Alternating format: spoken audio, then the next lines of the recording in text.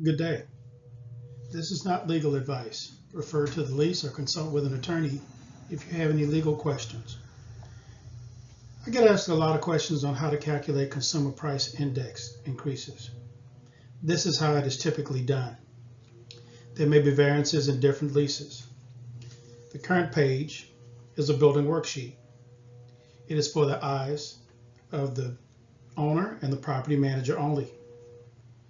It is used to show at a glance what the building totals will look like at the end of the day. This worksheet can be calculated at any time, but is usually calculated monthly because it has monthly changes due to each lease starting at different times of the year. The comparison dates, shown in red,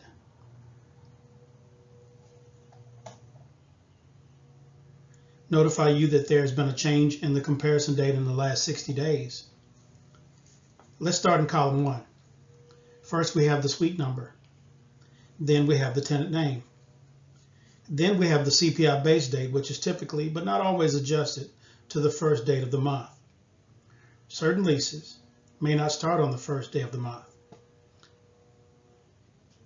They may start on the 10th, the 20th, or any day of the month as the manager or leasing agent so desires.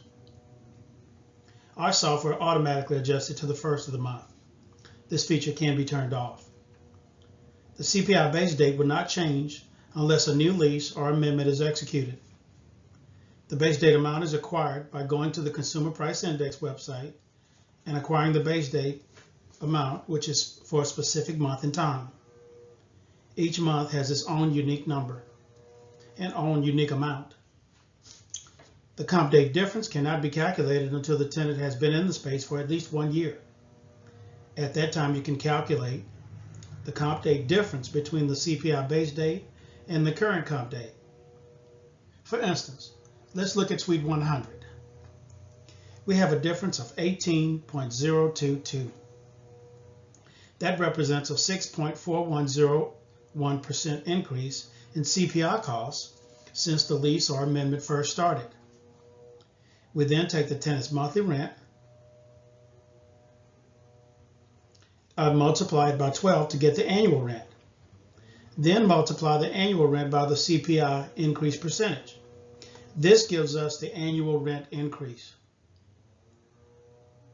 We lastly divide that number by 12 to get the monthly increase in rent beginning on the annual comparison date. This may seem complicated, especially if you do it on a spreadsheet, but our database does this automatically without effort. On the next slide, we see the individual sheets which are sent to the tenants. They are distributed to each and every tenant. It is self-explanatory. This should answer all of the tenants' questions at a glance.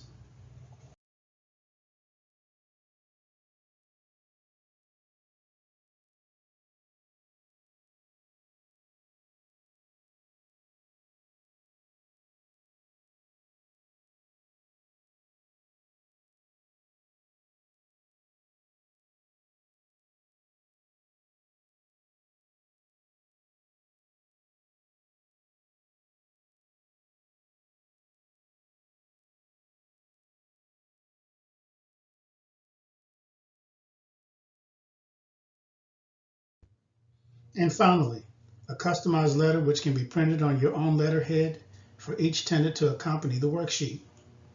If you'd like to know more about how our database works, you can download the worksheet at the link below or set up a one-on-one meeting with me at the link below as well.